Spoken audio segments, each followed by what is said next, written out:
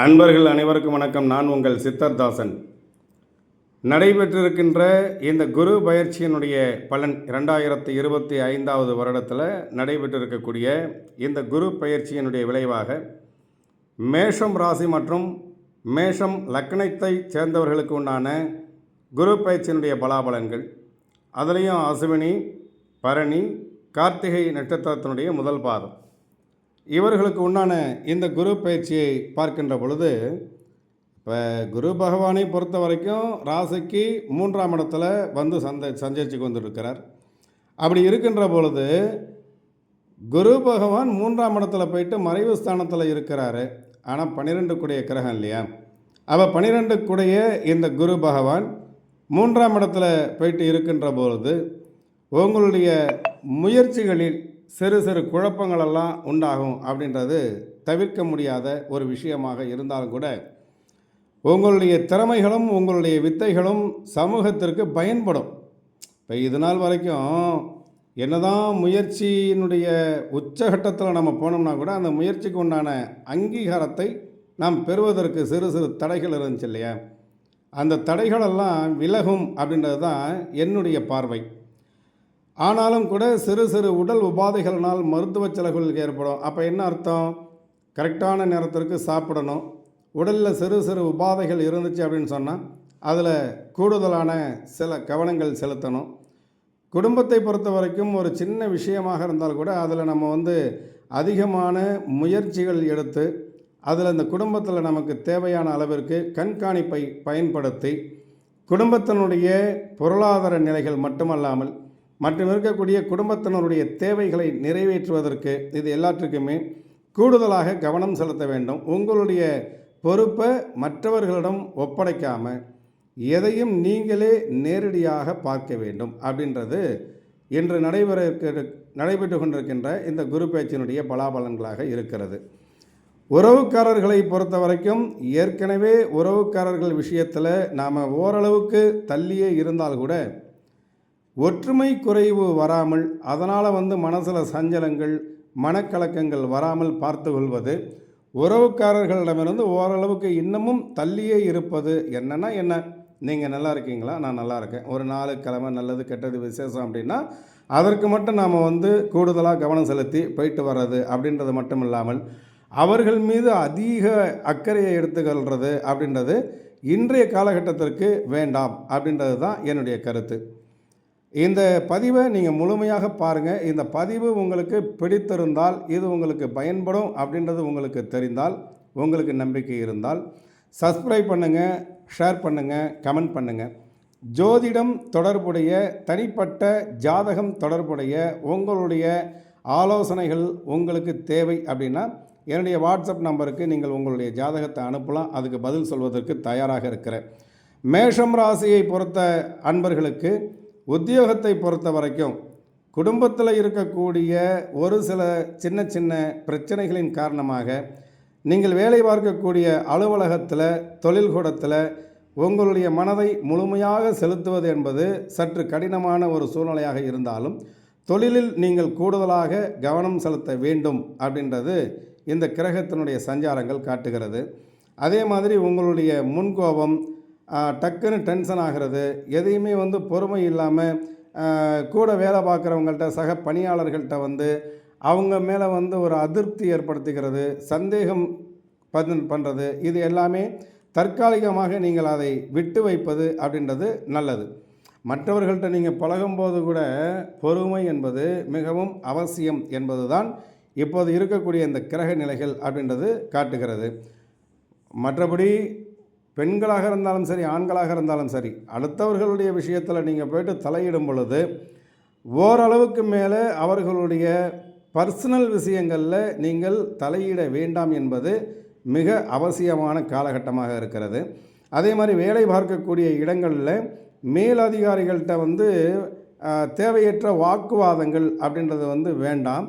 ஆனால் அதே நேரத்தில் உங்களுடைய திறமையை நீங்கள் அந்த இடத்துல உறுதி செய்வது, நான் இந்த அளவுக்கு பண்ணிகிட்ருக்கேன், என்னுடைய ஒர்க்குக்கு இந்த அளவுக்கு ஒரு அங்கீகாரம் வேணும் அப்படின்றத நீங்கள் எடுத்து கேட்கணும். அப்படின்றது உங்களுடைய குலதெய்வத்தினுடைய அனுக்கிரகத்தினால இது எல்லாமே நடக்கும். ஆனால் அதே நேரத்தில் அவ்வப்போது நீங்கள் சாதுரியம் அப்படின்றது இருக்குது இல்லைங்களா, உங்களுடைய சுய கட்டுப்பாடு, கொஞ்ச நேரம் வந்து அந்த நிதானத்தை வந்து கடைபிடிக்கிறது, டென்ஷன் இல்லாமல் எல்லாத்துலேயுமே வந்து நம்ம வந்து கவனமாக செலுத்துவது என்பது நீங்கள் வேலை பார்க்கக்கூடிய இடங்களில் உங்களுக்கு நன்மையை கொடுக்கும்.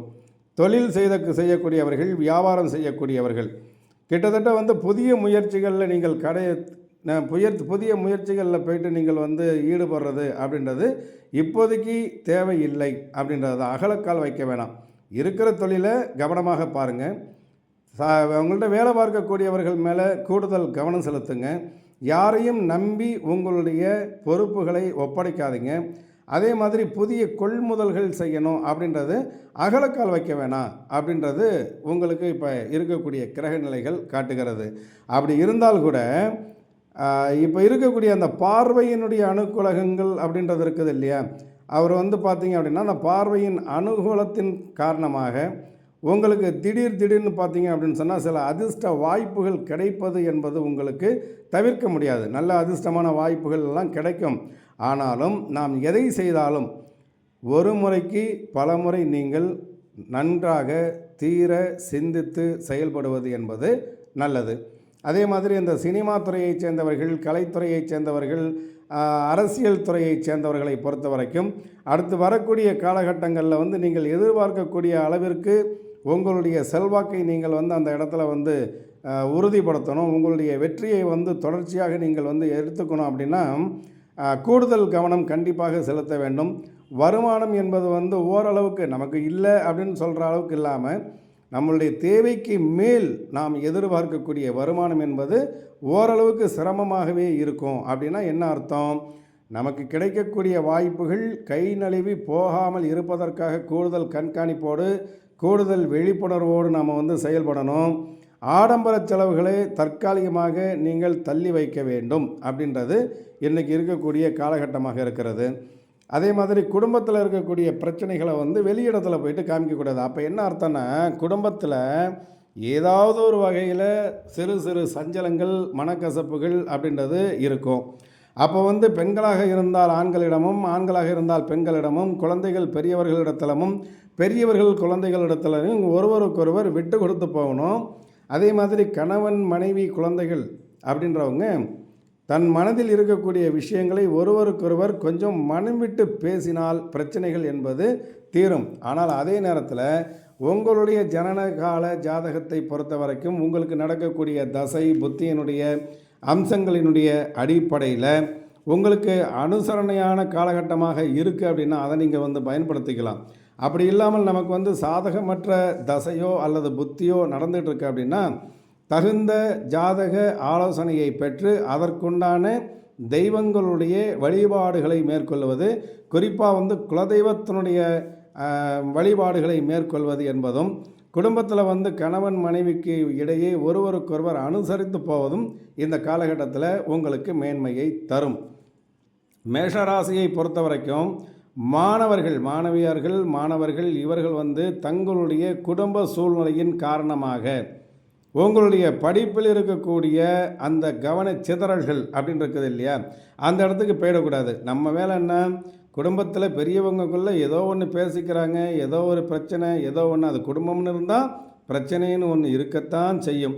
அப்போ நம்ம என்ன செய்யலாம், மாணவிகளை பொறுத்த வரைக்கும் நாம் படித்து நாம் முன்னுக்கு வந்தோம் அப்படின்னு சொன்னால் மட்டும்தான் நம்மளுடைய எதிர்காலம் நமக்கு நன்றாக இருக்கும் அப்படின்றத கவனத்தில் எடுத்துக்கொண்டு புதன் கிரகத்தினுடைய அந்த சஞ்சாரம் நமக்கு வந்து நல்ல நிலைமையில் இருக்கின்ற காரணத்தினால பெருமாள் வழிபாடு செய்வது, சரஸ்வதி தேவியினுடைய வழிபாடு பண்ணுவது, ஹயக்கிரிவருடைய வழிபாடு பண்ணுவது, இதெல்லாமே வந்து நீங்கள் படிக்கக்கூடிய விஷயத்தில் வந்து பார்த்திங்கன்னா தொய்வு இல்லாமல், பிரச்சனைகள் இல்லாமல், அதில் உங்களுக்கு வெற்றியை தருவதற்குண்டான காலகட்டமாக அந்த காலகட்டம் இருக்கும்.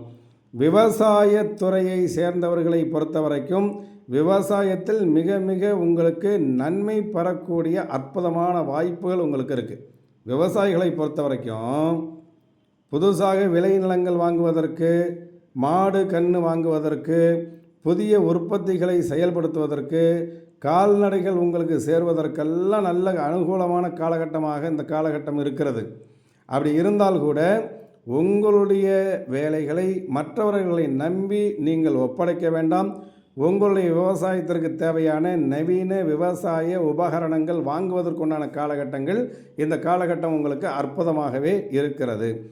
பெண்களை பொறுத்த வரைக்கும் பார்த்தீங்க அப்படின்னு சொன்னால், யார் ஒருவர் ஒரு இடத்துல இல்லையோ அவர்களை பற்றி நாம் குறை பேசுவது, ஒருவரை பற்றி ஒருவரிடத்தில் ஏதாவது ஒரு வகையில் பேசணும் அப்படின்னு சொன்னால் அது தேவையற்ற பிரச்சனைகளை கொடுத்து நிம்மதியை கெடுக்கும். இப்போ குடும்பத்தை பொறுத்த வரைக்கும் குடும்பத்தில் ஏதாவது ஒரு பிரச்சனை அப்படின்றது இருக்கும். அப்போ நம்ம என்ன பண்ணலாம் அப்படின்னு கேட்டிங்கன்னா, நம்ம குடும்பத்தில் இருக்கக்கூடிய பிரச்சனையை நமக்கு நாமே பேசி தீர்த்து கொள்வது தான் நல்லதே தவிர, இதில் மற்றவர்களை இதில் நம்ம நுழைய விடக்கூடாது அப்படின்றது என்னுடைய தாழ்மையான கருத்து.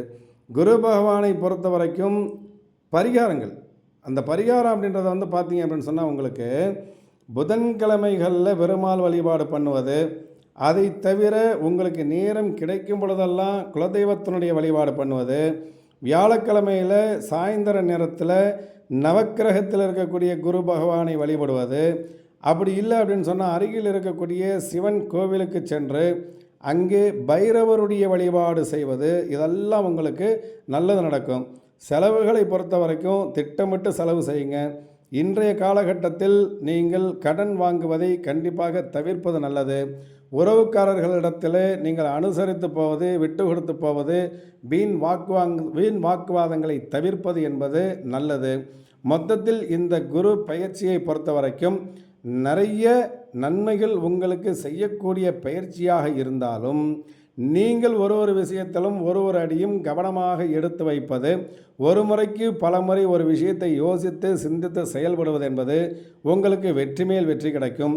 இதில் உங்களுக்கு ஏதாவது சந்தேகங்கள் இருந்தால் எனக்கு கமெண்ட் பண்ணுங்கள், நான் பதில் சொல்கிறேன். தனிப்பட்ட முறையில் உங்களுடைய ஜாதகத்தை நீங்கள் பார்க்கணும் அப்படின்னா என்னுடைய வாட்ஸ்அப் நம்பருக்கு அனுப்புங்க, உங்களுக்கு பதில் சொல்கிறேன். மீண்டும் வேறொரு பதிவில் சந்திப்போம். வணக்கம்.